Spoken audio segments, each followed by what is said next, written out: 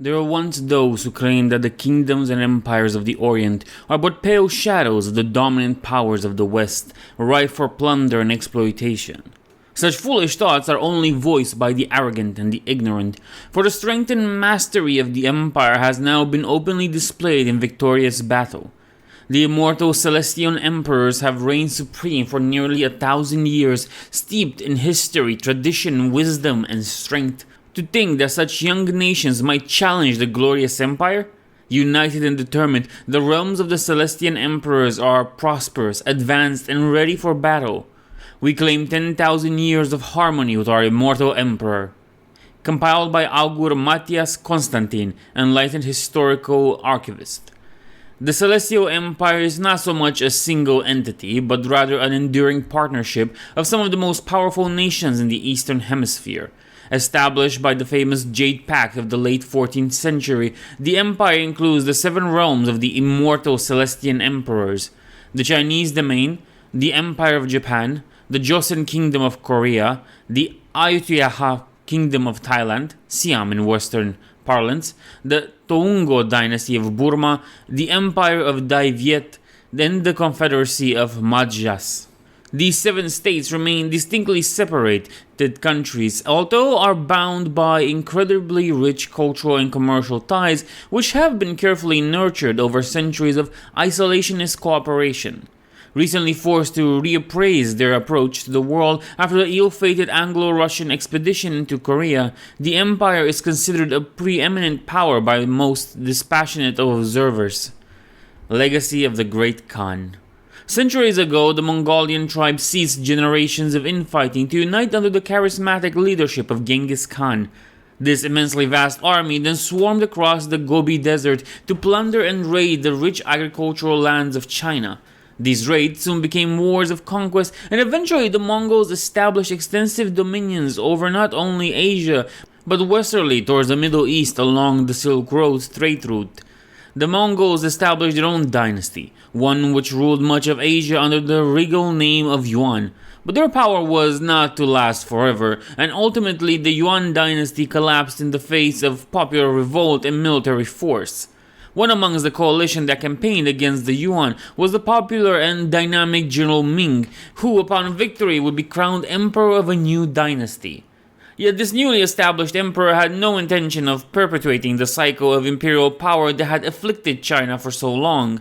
He desired instead to institute a permanent dynasty, one that would outlast all that had gone before and shepherd the people firmly and justly. His righteous ambition and honorable purpose were lauded by sage and noble alike, although few believed his dream could ever be realized. It was then that a secret meeting changed everything in the region forever. Tiangshan. A group of monks led by a grizzled abbot arrived in Ming's capital one cold morning, unmarked and unnoticed. The story of their visit is known to only a few. How they penetrated the emperor's private apartment without alerting anyone remains a mystery to this day. In the young emperor's presence, the abbot introduced the monks as members of the secretive Tiangshan sect, those who guarded an enlightenment they claimed was far more tangible than that offered by Confucian and Buddhist scholars. With them, the monks had brought an artifact discovered many thousands of years ago by the founders of their order. While the monks called it the gift of the heaven, it was late to be identified by the Empire scholars as one of several such shards of the Hex, an ancient extraterrestrial entity. This celestial gift, as it was known, had come to rest in Asia thousands of years ago, whereupon it had been discovered and guarded by the Tiangshan, shielded from detection by other shards by a cage of pure jade. The celestial gift had amplified the knowledge and the spiritual awareness of the monks. These blessings they now sought to impart to the new Chinese ruler, that his dream of a more perfect dynasty could be realized. Emperor Ming accepted the tutelage of the monks and the power that they offered without hesitation, and for many months remained closeted with them in the halls of his palace, permitting no entrance but to his closest relatives. After this period of enforced seclusion, Ming embarked upon an ambitious plan, with the Tiangshan at his side. The Jade Pact. First to receive the emissaries of the new emperor was the Kingdom of Korea, once a tributary state of the Chinese domain. The Korean ruler, Sun Li, was greeted by Ming as an equal, not a vassal, and the two finally met after a year of negotiation at their mutual border. At this meeting, Sun Li was introduced to the artifact by Tian Sheng and was quickly convinced of the benefits of Ming's plan and the knowledge on offer. These two rulers placed the first signatures upon the document that would become known as the Jade Pact, pledging assistance and mutual support to one another in the face of foreign dangers and internal problems. Ming's diplomatic endeavors did not end there. Traveling swiftly, his agents contacted the rulers of Vietnam, the Khmer Empire, Thailand, and Burma.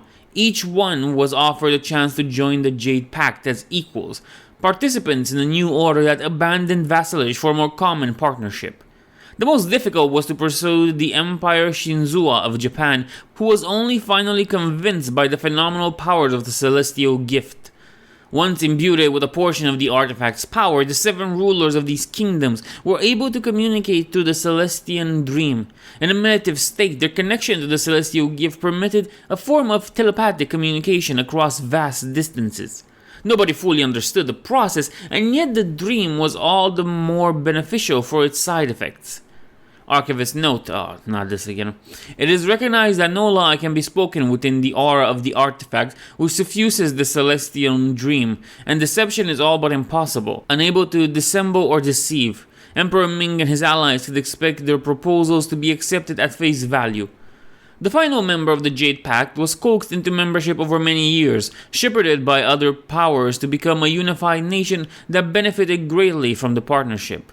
The islands to the south of China had long played host to many different realms, each with cultural ties to different mainland cultures. With guidance and support, the 7 other powers built up and supported a single power until it could unite the islands under one rule. The extension of the Confederacy of Madja-As brought the total number of Jade Pact signatories to 8. The Immortal Celestian Emperors. The 8 individuals who signed the Jade Pact each knew that to ensure the longevity of their united nations, they also had to ensure wise and consistent leadership. Relying upon the vagaries of chance and biological succession had historically been a disaster, nor could the people at large be relied upon to make decisions in the best interests of the nation at every opportunity. From this realization was born the plan to extend their own reigns indefinitely, spreading their own policies into the distant future. Under the guidance of the Tianshang, each of the 8 rulers began cultivating their own bloodlines, ensuring the birth of many offsprings who could be trained and relied upon to further the goals of each house in perpetuity. Some of those raised within these exceedingly close families would serve as minor functionaries or close confidants of the rulers, while others would be implicitly trained from birth to mirror the thoughts, aspirations, gestures, and identities of their progenitors. When the time comes for a ruler to be replaced due to an old age or some other inability to fulfill their duties, the rite of celestial renewal occurs. In each realm, the rite is attended with its own special ceremonies. The old emperor enters a special chamber and is sealed in with great ceremony. Then, with similar pomp and circumstance, upon some auspicious sign, out strides the monarch once more, renewed with the same personality, thoughts, and memories of his predecessor. To be of the blood in these kingdoms is now a sign of great favor and great responsibility. Each generation of the blood must carry on the wishes, aspirations, and hopes of the previous, all the time deceiving their people as to the true nature of the system that guides them. Such a life involves sacrifice and honest dealings with lower functionaries as well as in their personal and private lives. Genetic purity must be maintained within the lines, requiring matches with close relatives, and freedom of thought and action are often curtailed by the harsh training and teachings that come with the role. All are aware of the stakes should this system fail in even just one of the nations of the empire.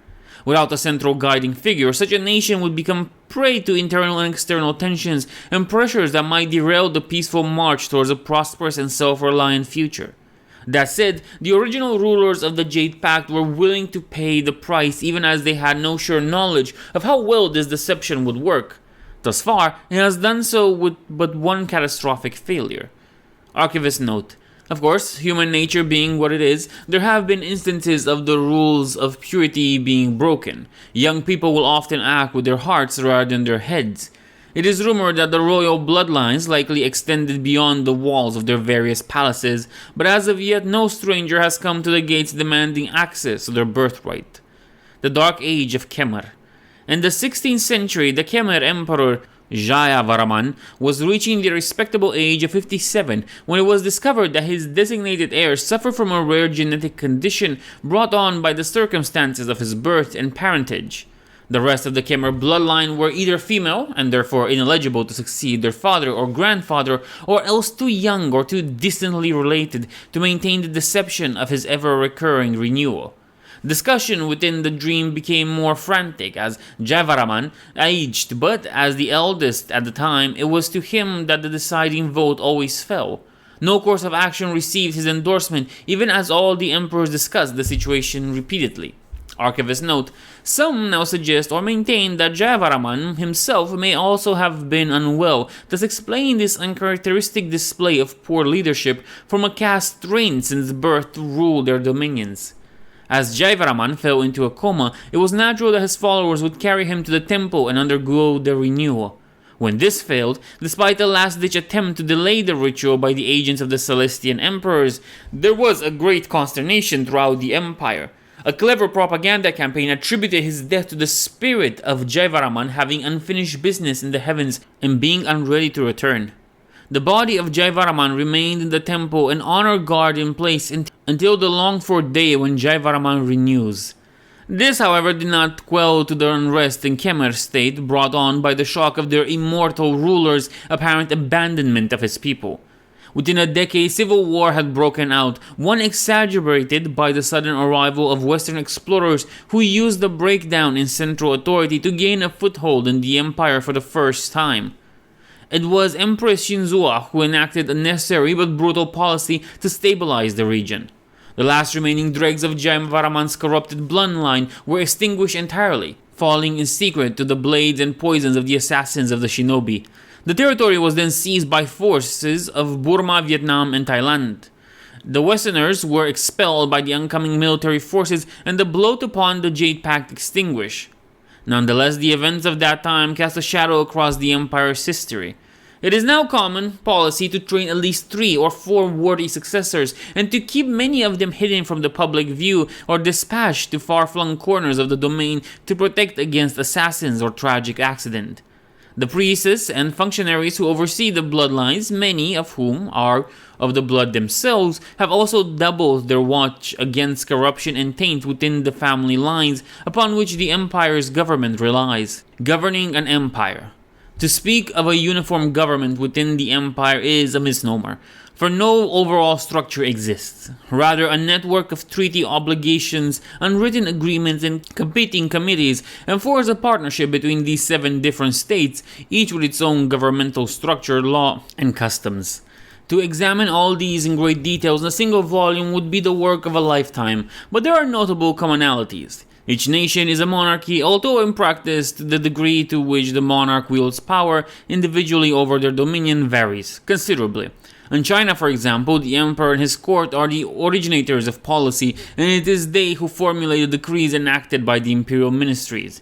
By contrast, in Japan, the Empress Shinzua works with an elected government to a certain extent, allowing the people to influence domestic policy, all the while calmly directing and manipulating events to support her own goals. All the empire's realms have extensive formalized bureaucracies, with entrance and rank based on study and professional examination.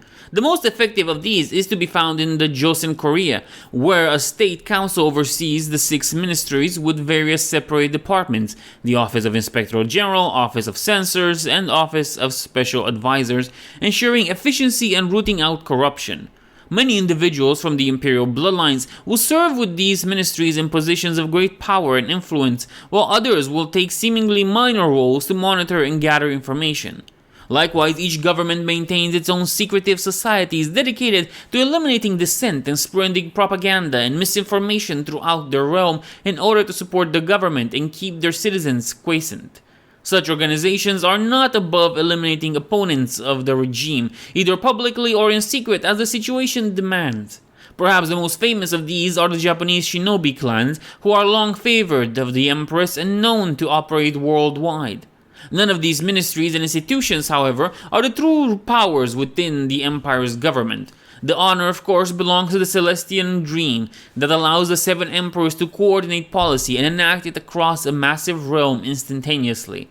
Even with the modern marvels of technology produced by the Enlightened and others, the advantage the Celestian Dream gives the Empire cannot be understated. The Forum. The Celestian Dream is a constant state of metaphysical contact between the Celestian Emperors, and it takes long practice and study to become used to filtering between listening to the conversations that take place within it and the day-to-day interactions required of a ruler.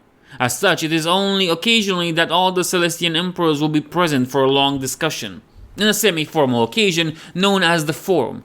During forum gatherings, all the emperors and their designated heirs, those who have reached the stages where they can join the dream, must be present unless called away on urgent business, and even then it is expected that one or both will be fully immersed in the dream even as the others deal with whatever urgent situation has called them away.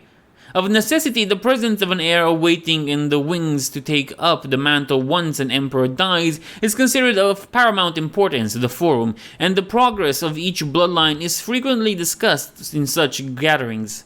It is during these sessions that the last true hierarchy of the empire is laid bare. Since the time of the Jade Pact, each monarch has wielded power over a specific area of expertise that has, over the generations, become something of a national specialization. Since that time, these specializations have altered considerably, as some have waxed with the new technology, others have waned or fallen out of favor with the forum as it plans and prepares for the future. Emperor Ming, the Jade Mountain, Speaker for Works. Empress Shinzua, the Blazing Sun, Speaker for the Fleets. King Sun Li, the Cloud Dragon, Speaker for the Hunters. Empress Do Ting Nuet, the Veiled Moon, Speaker for the Manufacturers. Emperor Anuman, the Crowned Garuda, Speaker for the Armies. Queen Yadana, the Golden Lion, Speaker for the Scholars. Datu Kalyantiao, the Serpent of the Sea, Speaker for the Traders. Archivist note: the only area of responsibility that remains unfulfilled is that of the Speaker for Agriculture. With the absence of the Emperor Jaivaraman, there is no singular speaker, and the responsibilities are divided between Emperor Ming and Datu Kalantiwa at present. Each area of responsibility also explains the specialization present in the economies of the 7 member nations.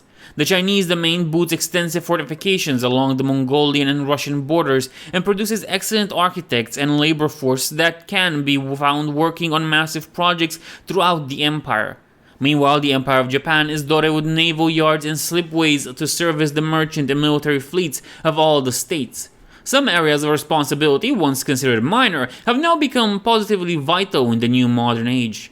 Sun Li, once speaker for merely the hunting and control of livestock, has since added modern aerial equipment to his portfolio, meaning that all of the Empire's air forces bear the stylized Cloud Dragon upon their fuselage. Meanwhile, the scholars and manufacturers in Burma and Vietnam are the lifeblood of the Empire's economy. Most influential for the last few centuries, however, has been the speaker for the traders, the Datu of the Confederacy of Majas. For more than 300 years, the Celestian Empire has closed its borders to the outside world. The one exception to that edict is the Datu's island nation of Panay. Here, the Celestian Emperors have permitted the development of specific ports for foreign trades to deliver barbarian goods to the shores of the Empire. These trading ports have become bustling hives of activity, and it is through several such restricted ports that the Empire's only supply of potent RG-1027 is imported. During forum gatherings, the 7 celestial emperors and their heirs defer to each other based on age rather than any material order of precedence. The oldest reigning monarch takes a lead in discussion as first speaker, the others proceed in like fashion. The first speaker holds several privileges, including determining which business shall be discussed, as well as casting the deciding vote on issues should there be a lack of consensus. In more recent times, the forum has also chosen a second speaker to deputize for the first, but also to act as something of a loyal opposition within the Celestial Dream. Ever since Emperor Jaivaraman's period in office, none of the Celestial Emperors wish for the forum to become paralyzed by the weakness of its leader. The first speaker at present, Empress Doti Nguyen, is a formidable woman of advanced years, and it is her acid wit and sharp tongue that keep the others in some semblance of order. It is a matter of some disquiet to some that when Empress Nguyen is renewed, the first speakership shall be devolved to Emperor Ming, whose bellicose personality and aggression has thus far been tempered by the wise old Vietnamese ruler. Foreign Affairs. The empire was closed to foreigners within a century of the formation of the Jade Pact. Whilst initially travelers from abroad were welcome to the realms of the Celestian emperors, as long as they followed local laws and customs and respected traditions of their host countries, this was found to bring too many problems. Some foreigners, it transpired, were more interested in the illicit trade of banned substances than in good business, while others engaged in the smuggling of arms and equipment to rebel groups that threatened the peace and stability of the empire. A number sought to abuse their position and exploit the labor of Asia for their own profit. Better to ban all than to allow just one of these unscrupulous characters to disturb the peace. More troubling, at least for the Celestian emperors, if not their subject, was the presence of individuals displaying a disturbing aura.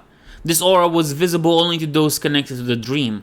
These creatures appear as a slick of foul oil upon the placid and clean waters of the telepathic network, tainting the pure energy of the artifact with something dark and horrific. Such beings were removed at once wherever they were found, even in the highest ranks of foreign dignitaries. Such trespasses have since become vanishingly rare, especially after the last incursion was dealt with summarily by watchful shinobi agents. Whatever foul intelligence guides such creatures has surely learned that to enter the borders of the empire is to invite death. Only one region within the empire has permitted free access to foreigners for any length of time, and even then only to a specific area under close watch. These are the merchant ports, the cities and harbors in the Confederation of Majas, where the wealth of a continent is bartered, bought, sold, traded, and invested by the merchants of 100 nations and more. Only trading houses with the wealth to pay the necessary fees and who possess the patience to navigate the paperwork can hope to hold down a presence here. But the riches to be made at this single opening in the empire's curtain walls makes it worth every penny. The servants of the Datu are thereafter considered as something approaching diplomatic experts within the empire.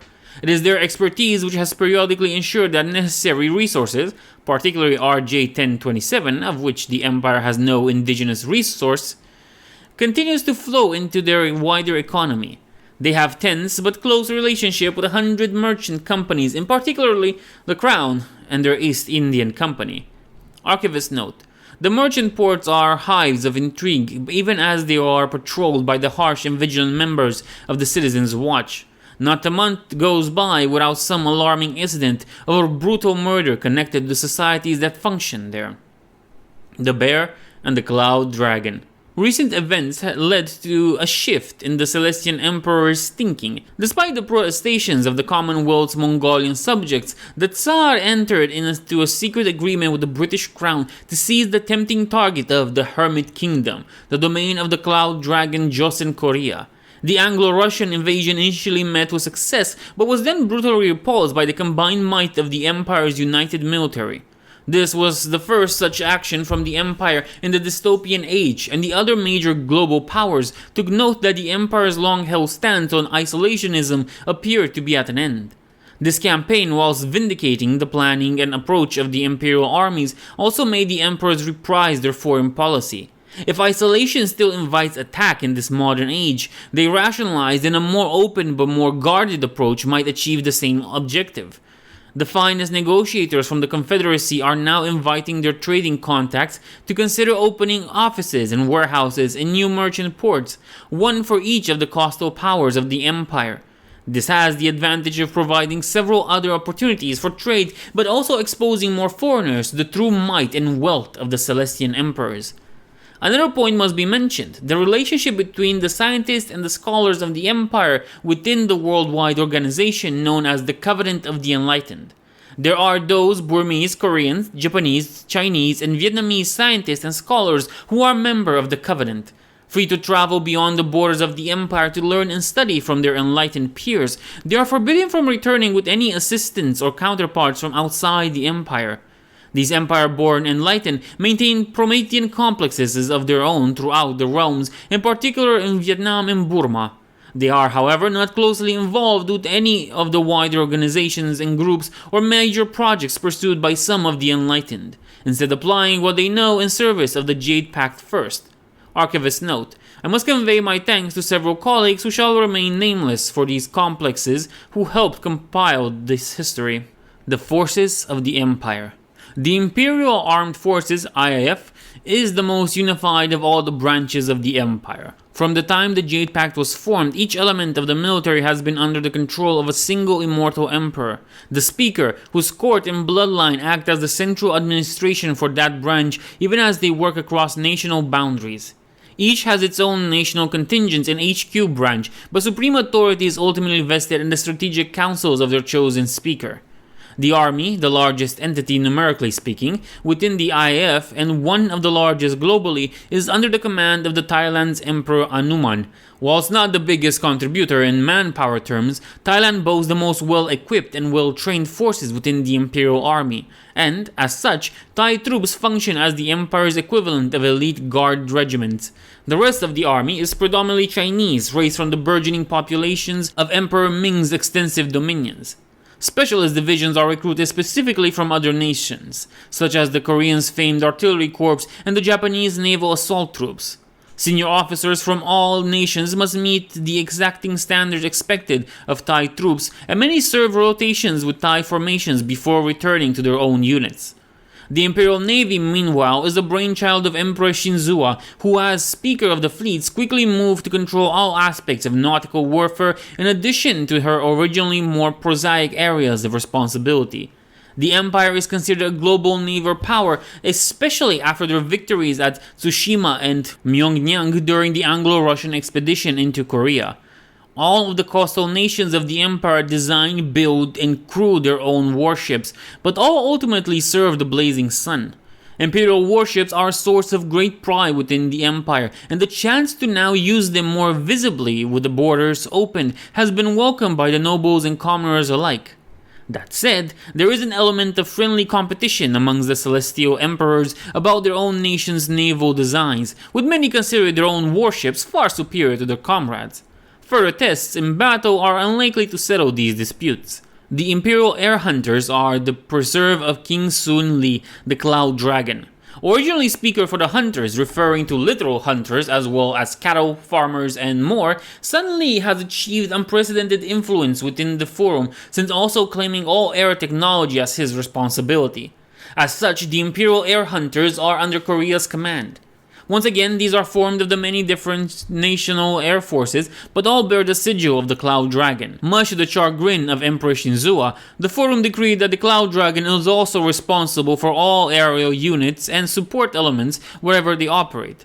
As such, all aircraft carriers and their support elements are officially part of the Imperial Air Hunters and not the Imperial Navy. This has become something of a bone of contention between these formerly close friends, especially as Sun Li has begun commissioning combat vessels as aerial battle group support units. Life in the Empire. For peasant and commoner, life in all of the nations of the Empire is similar. While the Japanese peasant is less at risk of being forcibly conscripted, either for military service or mass labor, than his compatriots, all share a similarly harsh life of toil and obedience to their masters. To these toiling masses, their emperors and kings are semi-divine figures, worthy of veneration or outright worship. Statues of their earthly rulers sit alongside sages, philosophers, and folk gods throughout the provinces, and receive offerings and sacrifices to sustain them and to court their blessings upon villages and farmlands. Within the new smoking cities of the industrialized portions of the empire, new technologies are creating new wealth for those who seek it and have the patience and wit to survive in competition with their neighbors and the new contracts abroad. Those who seek the patronage of the enlightened walk a very fine line indeed, even as they strengthen their home nation with the fruits of their new learning. Those who serve in the ruling classes in the empire venerate their leaders to an extreme degree, whilst as happy to engage in plots and intrigues against one another as any ruling class. Few among them question the suitability of the blood to take the highest office. The Confucian ethics of service are constantly at play among those scions of the great families, and it is duty and honor that often calls the best and brightest to maintain the governments and forces of the empire. As with any great nation, there are revolutionaries and resistance movements within the empire. Some of these are religious or political in nature, seeking a human utopia beyond the barricades of revolution. Others are reactionary, seeking to return to a lost golden age. Most who associate with such groups find themselves either ignored or else quickly punished in an efficient manner that varies in brutality and duration. Such punishments are often meted out publicly by the Jade Hand, an organization serving the Celestian Emperors the length and breadth of the empire. Some of its agents are themselves of the blood, and as an institution, it is related, albeit distantly, to the monks of the Tiangshan, whose intervention made all of this possible.